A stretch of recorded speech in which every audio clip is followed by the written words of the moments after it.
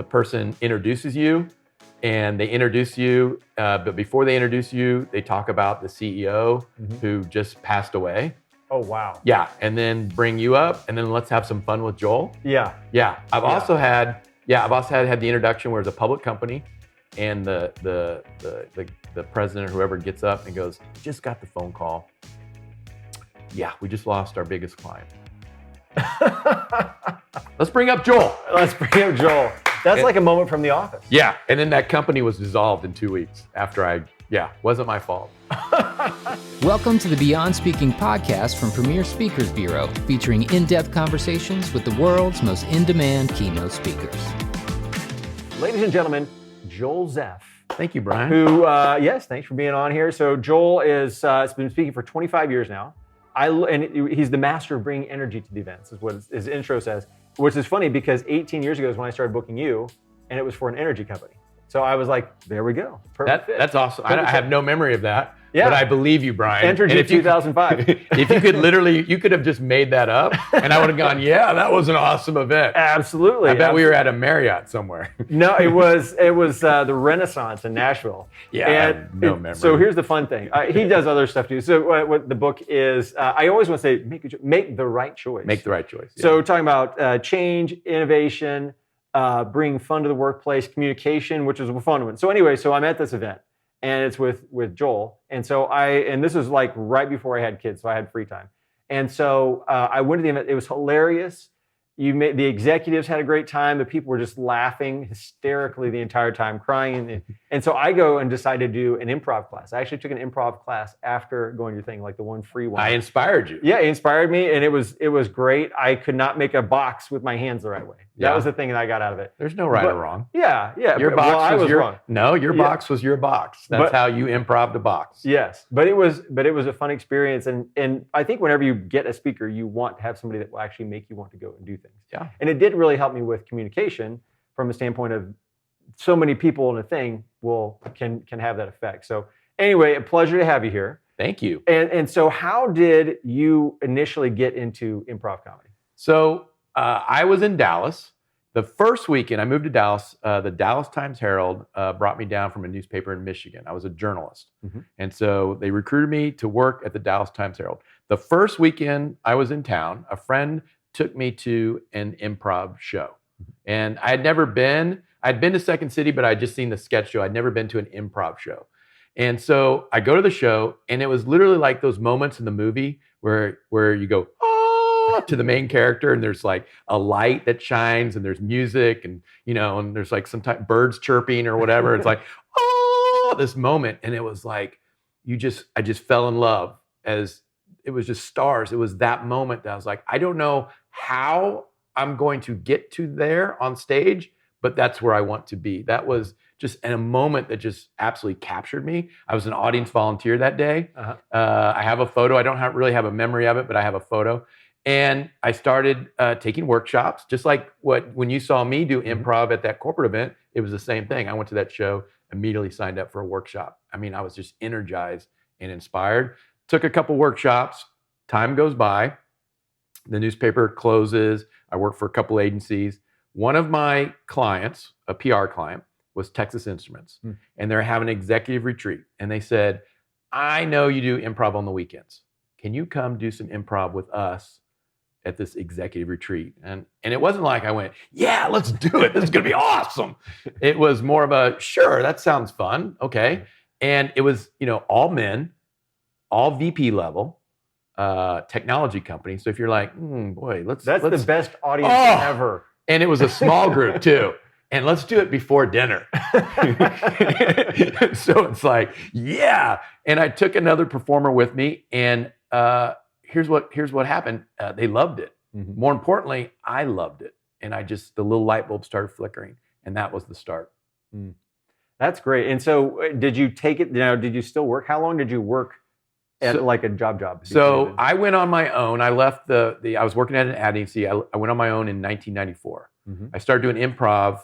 That same club that I went to the first weekend, I auditioned. I got into the troupe in 1993, which was 2 years from the moment that I saw that show. Yeah. So I auditioned, got into the show. We had our own theater in Dallas. And 94, I was working at an ad agency. I went on my own doing PR marketing, and I would do speaking or doing some little improv workshops here and there. In 1997, I did a video, long time ago.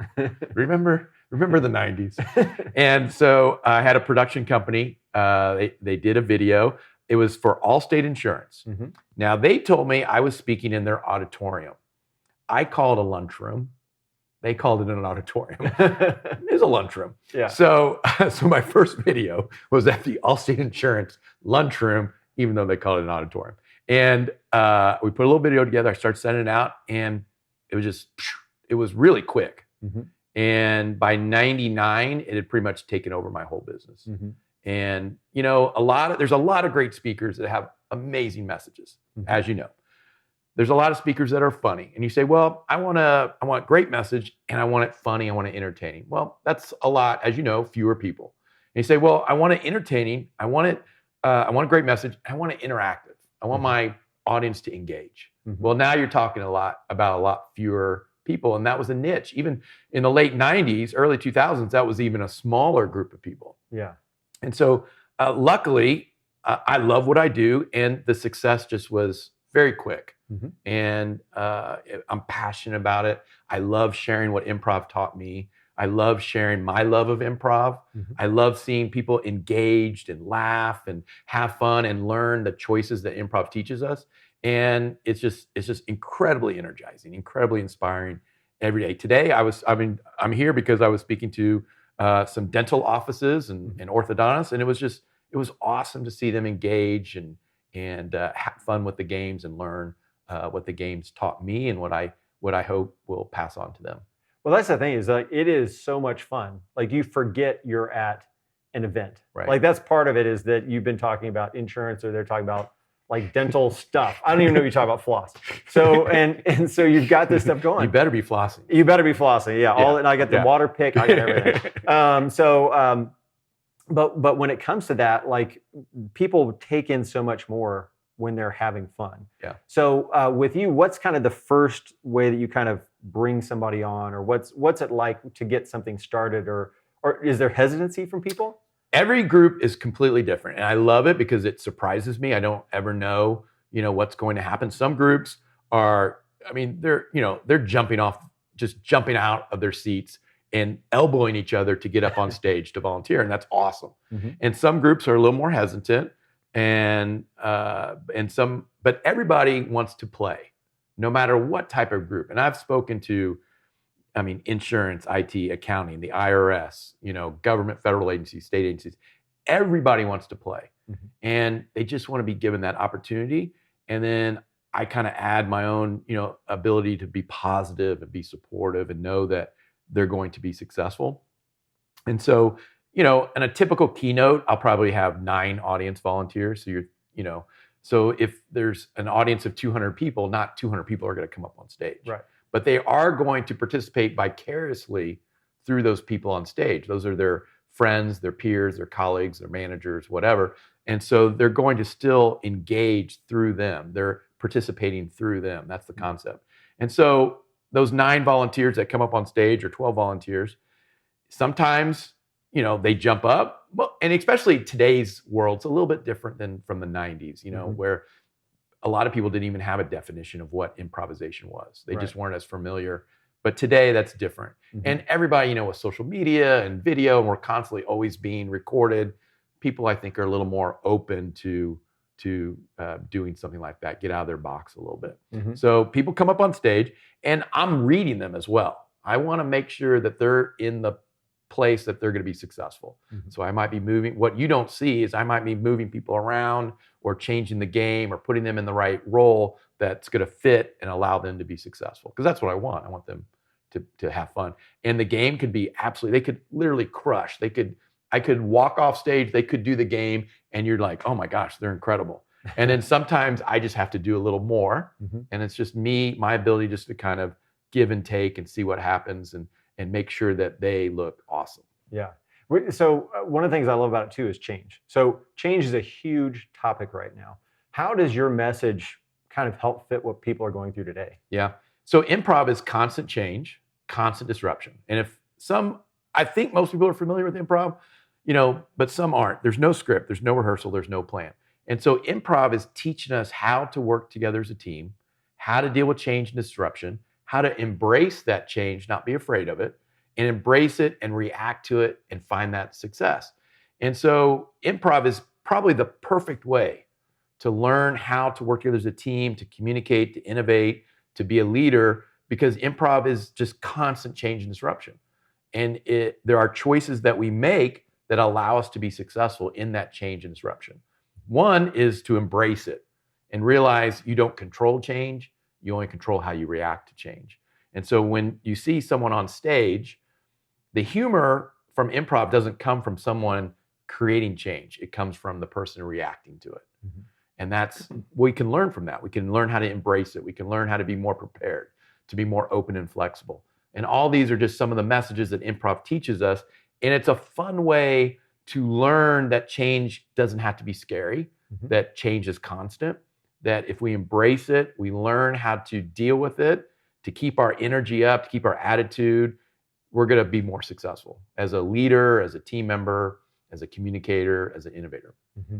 And the message too around communication, like that was one of the things that really stood out to me there is between this person and the top executive, whoever was on stage there. What can people learn about communication through this? So I talk about being more confident and being more comfortable and being more in control. And improv, again, some of the just key lessons that improv teaches us to be more present and in the moment, really to be a good listener. Mm-hmm. And it starts with that, because in improv, again, you're working with other people. If you're not really focused on what they're doing and what they're giving, how can you help them be successful? Mm-hmm. And so it really starts with listening and being present in the moment, but it's also about how we help each other find success as communicators, how we have to be more detailed, how we have to be more patient, understanding, how we have to have that constant communication and define it. So there's a lot of ways that improv teaches us. Those are just a couple of the messages that I focus on. Mm-hmm. So taking from this and people going and applying it. Mm-hmm. So like, how do people actually add fun to the workplace? Like you're talking about some of the worst audiences, like this all male tech, whatever it was. They're not the worst audience. Well, that's more challenging. I never said those are your words. Well, I will tell you the worst audience, which is Speakers Bureau agents, because and I will say that, like, I'm a horrible audience member. So I will, because I'm back here and I'm just thinking. Yeah. But I always, my grandma has this picture of me and my dad and my grandpa, and we're all watching football like this. Yeah. And she goes, it's just a bunch of frogs. And unless we don't disagree with football, we're just how we say. Yeah. So I'm just horrible. I have plenty of audiences, and they just learn, they start like this. And I'm like, just release. It's okay. Yeah. And if I catch someone like in the front row doing that, because I love to break the fourth wall. Yeah. Right. Because I want to engage the audience. I want to connect with them. And if I see someone just a natural, like this, like make me laugh. I'm like, I always say, just unclench, just let it happen. Okay. Unclench, let the comedy happen. I promise. Just release a little bit. And it's just, I like to have fun. I like to create that energy. When you talk about bringing that energy and fun, I think it's sometimes we just have to learn that it's okay to laugh and have fun. And at the beginning of my presentations, I always talk about celebrating and, that ta-da moment. And, that when your kids are little and everything's a ta-da, everything's a celebration. And we get the whole audience to stand up and yell ta-da. And it's just celebrating those moments and taking some of these messages. They're all choices. They're individual choices. But thinking about them and making sure we understand that we still have to, that energy, we have to celebrate, right? We have to fuel our passion. Mm-hmm. And those ta-da moments, we have them every single day, but we don't celebrate them like when we were 3 and 4 years old. And my belief is that we have to celebrate them, mm-hmm. right? To fuel us up.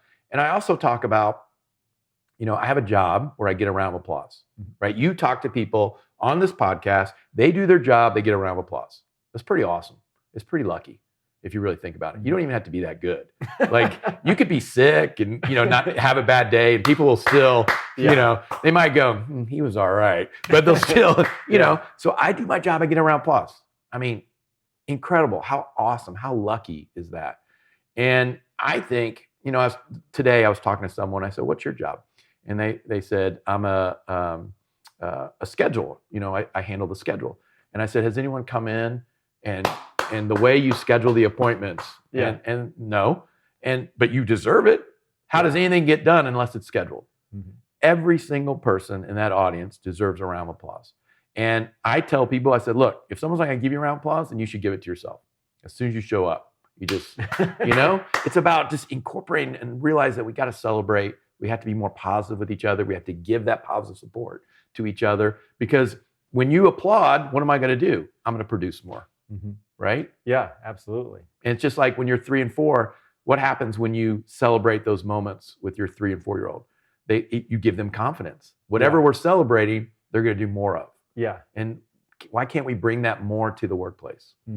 What are the other really good tips and takeaways? So I know we've talked about a little bit about change, about communication, about having fun. What are some of your other big takeaways that you have for people? Wow, I think we covered everything. That's it. That's it. I don't He even did know. 3 hours today I mean, at an event. Is that not enough? Did you ask Ken Burns? Ken, can you give me another tip? Another tip. Give me one more tip, Ken. Just one. One more. What's your favorite moment in history? The history of America? Or the history? Sure. History.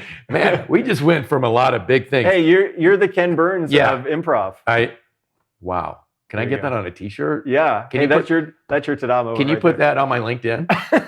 That was huge. There we go. Because he's something special. My one tip that we didn't mention would be to stay in the game. That's the best message improv ever taught me. Is that, when you're playing the game, something could happen, something doesn't work, something goes the wrong way. If you stay in the game, you're going to find a way to be successful. And you take that to your work life, is that we have to just stay in the game. Something might go wrong. Somebody may make a mistake. If you stay in the game, we're going to find a way. But that means you have to do more. You might have to work late. You might have to get out of your comfort zone. You might have to learn something new. It's hard, but it's also fulfilling and rewarding. The second question, do you see how well I'm just listening? Yeah, I'm listening. Ladies and gentlemen. I'm listening to you, yes. Brian. I'll give you a story of my history. Okay. Or we could talk about what history do you want to talk about? Sure. Just pick something. Anything. How about this? So we'll give you your craziest moments on stage. So people love this, and I'll give you some fake names because they're big fans here. So we'll say Lisa and Sean. Yeah. Which are 2 premier people. We'll just pretend that's who it was. Yeah. But if you have, I have a lot of moments. Okay, give us a couple moments. I had the moment. You remember Larry Hagman, JR? Yeah. The actor that played JR. Yeah. So I'm doing a keynote, and the client said, this is when they redid Dallas. They brought, and this is in Dallas. I live in Dallas. Yeah. So I'm doing an event in Dallas at this hotel, and Larry Hagman is living at the hotel while he's filming the new Dallas. And the client says, listen, somebody's a friend of Larry Hagman's. He might come and say hello to the audience, but the time of window is during your keynote. Would it be okay if he interrupted your keynote and said hello to the audience? I'm like, sure, it's Larry Hagman. Why not? Why not? Yeah. Improv is all about being open and flexible and never know what's happening, right? And reacting. And I'm like, sure. So I'm doing my thing. And I wouldn't say the audience was one of those audiences that was like jumping out of their seats. It was a more introverted group. Okay. And so we're still having fun. So Larry Hagman comes in, and even when he was older, he's still a large presence, right? He had a huge cowboy hat, right? And he was also, at that time, he was sick, but he was just a huge presence. And he comes in, and the crowd went nuts. It was like the Beatles plus One Direction, plus the Backstreet Boys, plus Beyonce. Plus Taylor Swift. They literally were jumping out of their seats. And he gets up and he says, hey, welcome to Dallas. And, and I'm just over there just shrinking. And he didn't shake, he was a fist bump. Fist bump, because he was sick, know. And then he gets, literally, the women in the audience were going nuts. Yeah. And then he just literally 1 minute, and then he leaves, and then I have to pick up my keynote and like what I was talking about, and then the energy goes like this. That's one of my all-time favorite memories. Another memory is I'm doing a breakout session, and sometimes those big conferences, and there's got like 50 breakouts. Yeah. right? Yeah. And there were 8 people in my breakout. Yeah. Everyone's on stage. Everyone. There's 8 people in my breakout. Next door, they got a couple hundred people in their Yeah. breakout. I don't even know what was happening. There's microphones, whatever. And so my 8, we were having a blast. And I guess we were really loud. And so the person, the director or whoever comes in while I'm doing an improv game and whispers in my ear, "You guys need to bring the volume down. You're bothering the other group." Okay, remember I'm 8 people. 8 people. No microphones. I can't help that the speaker in the other room sucks. I don't know who it was, but I'm like, and then when you tell someone like me to bring the volume down, what do you think happened? It probably went the opposite direction. It does. It absolutely does. And the people are probably buying into that too. Oh, we're 8 people. I can't help. We were just having, and they were an amazing group. I call them my Ocho. And we got even loud. And then I think I had another breakout, and there was a lot more people I was probably 2 buildings down from everybody else. That's how far away on the convention center that they put me for the next breakout. But I've got a million. I have a million stories. I have where the person introduces you, and they introduce you, but before they introduce you, they talk about the CEO who just passed away.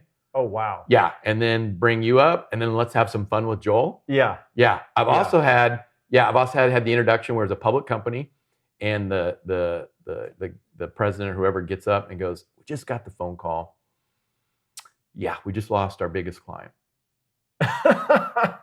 Let's bring up Joel." That's like a moment from The Office. Yeah, and then that company was dissolved in 2 weeks after wasn't my fault. They say. They lost their client. It wasn't my fault. I had nothing to do with that. But I love telling stories. I love telling stories like that.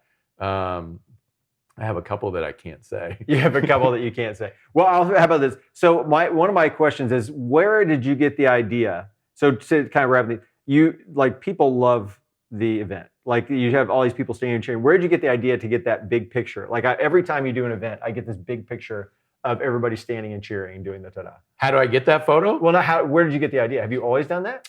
The ta-da. Yeah. I started very early on, but that's a great question and I get asked about how, I created my keynote and everything. And I never wrote down, I'm going to do this, and then I'm going to say this, and then I'm going to do this. Mm-hmm. There is no written record of my keynote. Yeah. I would do something and I would say, "Oh, I like that. That was great. We should do that again." Yeah. Or I would evolve or change the game, the improv game, and I'll go, "Oh, let's do that again." Or even my message, there's things I said today that I probably have never said before. Mm-hmm. And I will say, "Oh, I really like how I said that."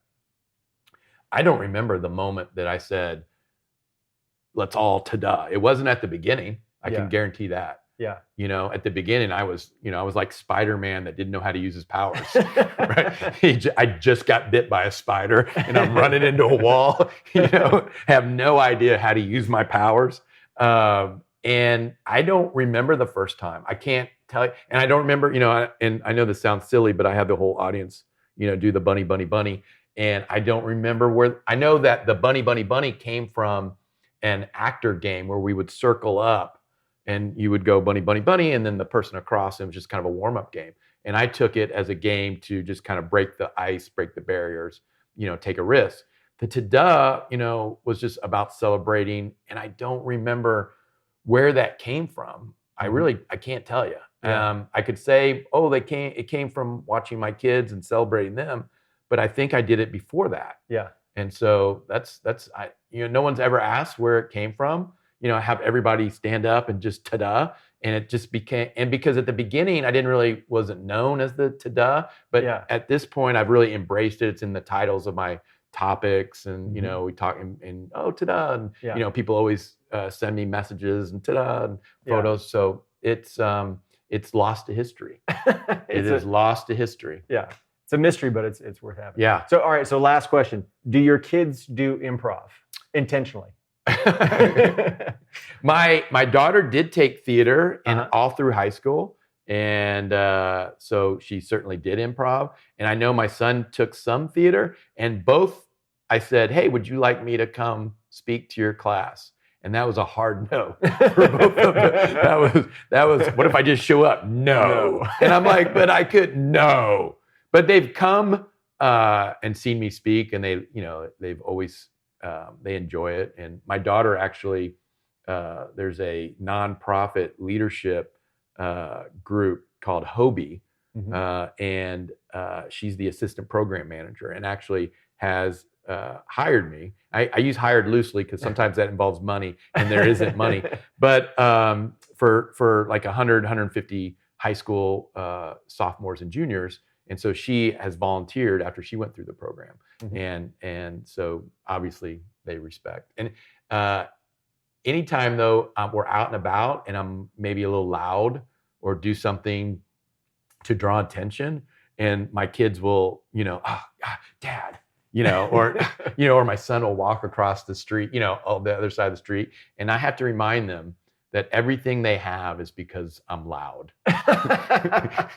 Everything, appreciate your the volume. phone, your car, the tuition, Yeah. your Xbox, it was all paid for me being loud. It was all paid for me being loud, so. Yeah. So if you take away nothing else from this, be loud. Yeah. That's when in doubt, just be louder. Just louder. In just life, in volume. everything you do, right? And we were talking before we got on camera about the moment that really changed my life. And I was working at the newspaper in Dallas, and they called, and actually the anniversary is coming up in a few days. I think it was December 7th. Okay. It was either like the 6th or 7th, but I know the anniversary. So it was 1991. So the anniversary is coming up, 33 years. They said, come clean out your desk. The newspaper's closed. Because I had no idea that speakers existed. I had no idea about, doing improv or being a comedian or any of that. I was focused on being a newspaper reporter. And they said, come clean out your desk. And as I was leaving my one-bedroom apartment with no furniture, by the way. Yeah. Right. I had a bed. I don't even think at that moment I may have had a couch. I don't remember, but it was a one-bedroom apartment. And so I had a harmonica, and I am completely tone deaf. I have no musical ability, but I went to a lecture in college, and I'm guessing it was a harmonica player because I bought a harmonica. So and it wasn't like I walked out of a lot of, I left my apartment and grabbed my harmonica. This was not something that happened often. So I grabbed my harmonica, and I don't know why. And so I go down, clean out my desk, see what I can take, stapler, 3-hole punch. People are like just tearing things off the wall. And somehow I found my way on the back loading dock. And that was where the media had gathered. Because, when a major metropolitan newspaper closed, that's a big deal. Yeah. Okay. And as a big story in 1991. And so I kind of looked around, see the situation, and I took out my harmonica, which I now call my magic harmonica. And I wish I had it here. And I can play one blues note really bad, by the way, really bad. And it was like a bow, bow, bow, bow. And I saw the media was, the other newspapers, the TV stations, everything, photographers. I went, bow, bow, bow, bow. Just lost my job. Bow, bow, bow, bow. Got no money. Bow, bow, bow, bow. Just came from my one-bedroom apartment. Bow, bow, bow, bow. No money. Bow, bow, bow, bow. No job. And you could the cameras literally were like, and so I don't remember what happened. I can't see the person's face, but someone grabbed my elbow and said, "You'll never work in this town again."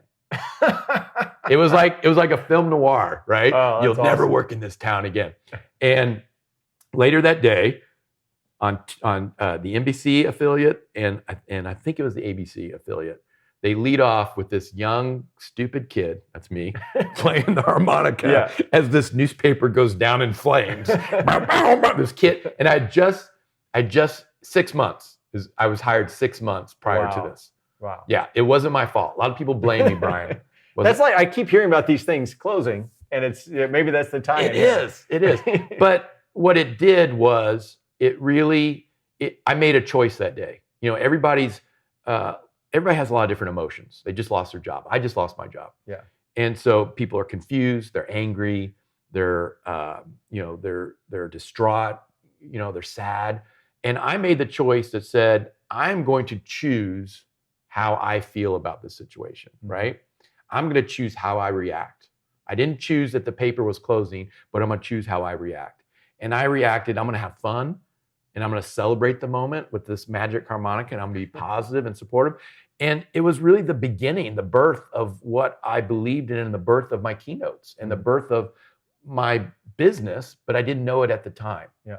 And it was a really, really special moment that if I didn't do that, and then, at that moment, all of a sudden, now I'm unemployed. I started doing stand-up. I got involved in the improv group at that time. Mm-hmm. If the paper didn't close at that moment, if I didn't play my magic harmonica at that moment, I may have not started doing stand-up or auditioned for the improv group. Mm-hmm. And then led me to the moment where we talked about Texas Instruments, bringing me up to do that executive retreat, which led me to, Allstate Insurance that did that demo video. Mm-hmm. And then the moment just kept going, and it led me to this right here. Awesome. Yeah, all because of a magic harmonica. That's very cool. That's awesome. Well, thanks for sharing that story. I wish I had the harmonica with me.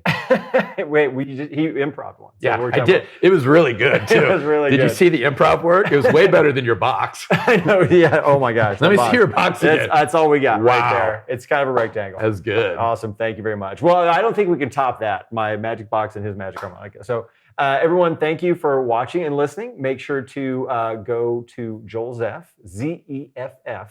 Yeah. So Joel Zeff at premierspeakers.com. You can check out videos, bios, everything else. Make sure to subscribe, rate, and review. And Joel, thank you again for coming on. Brian, thank you, buddy. Yeah. Awesome. It went Ken Burns, then me, then the Manning brothers. You got it. You're at least better than 2 of the 3. There we go. Yes. There we go.